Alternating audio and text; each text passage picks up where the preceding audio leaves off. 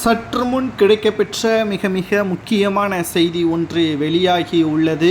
திராவிட முன்னேற்றக் கழகத்தின் கூட்டணியில் இருக்கின்ற மதிமுக வைகோவிற்கு வருகின்ற மாநிலங்களவை உறுப்பினர் பதவி மீண்டும் வழங்கப்படாது ஸ்டாலின் திட்டவட்டமாக தெரிவித்துவிட்டார்.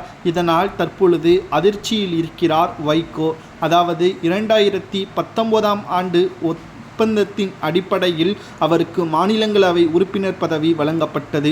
ஆனால் 2024ஆம் ஆண்டு மக்களவை சீட் மட்டுமே அவருக்கு வழங்கப்படுவதாக ஒப்பந்தமும் 3 பெட்டிகள் வழங்கப்பட்டதாக அரசியல் வட்டாரத்தில் தெரிவிக்கப்பட்டது.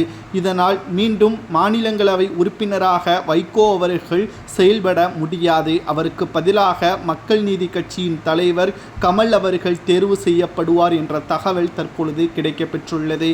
ஆனால் கடந்த சில வாரங்களாக மக்கள் நீதி மைய கட்சி தலைவர் சினிமாவில் மும்முரமாகவும் அதே சமயத்தில் வைகோ அவர்கள் மாநிலங்களவையில் திறம்பட பேசியதும் குறிப்பிடத்தக்கது.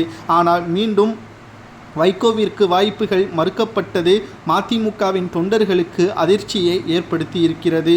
மேலும் அந்த பதவியில் ஒன்று வைகோ வர வேண்டும் அல்லது அவரது கட்சியில் மிக முக்கியமான நம்பிக்கைக்குரிய நபர்களுக்கு வாய்ப்புகள் வழங்க வேண்டும். அப்பொழுதுதான் திமுக கூட்டணியில் மதிமுக தொடரும் என்று அழுத்தம் கொடுக்கப்பட்டாலும் ஒப்பந்தத்தில் என்ன குறிப்பிடப்பட்டுள்ளது, பெட்டிகள் வாங்கப்பட்டீர்களா என்ற ஒரே வார்த்தையில் ஸ்டாலின் அவர்கள் முடித்துவிட்டார். தற்பொழுது மக்கள் நீதி மைய கட்சியின் தலைவர் கமல் அவர்களுக்கு மாநிலங்களவையின் உறுப்பினராக தேர்வு செய்யப்படுவதற்கு அனைத்து ஏற்பாடுகளும் செய்யப்பட்டுள்ளது.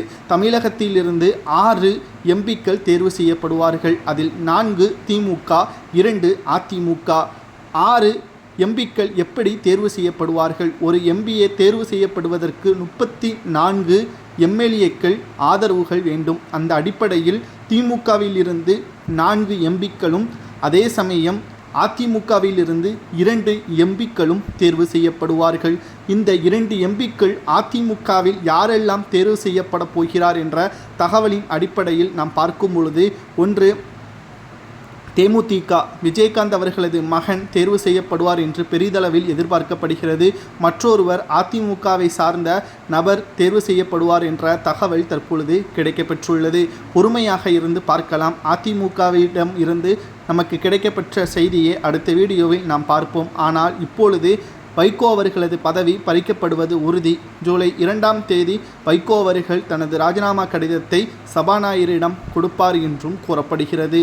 மேலும் வைகோ அவர்கள் பணத்தை பெற்றுக்கொண்டு காரணத்தினால்தான் வைகோ அவர்களுக்கு சீட் வழங்கவில்லை என்றும் திமுக திட்டவட்டமாக கூறப்பட்டது.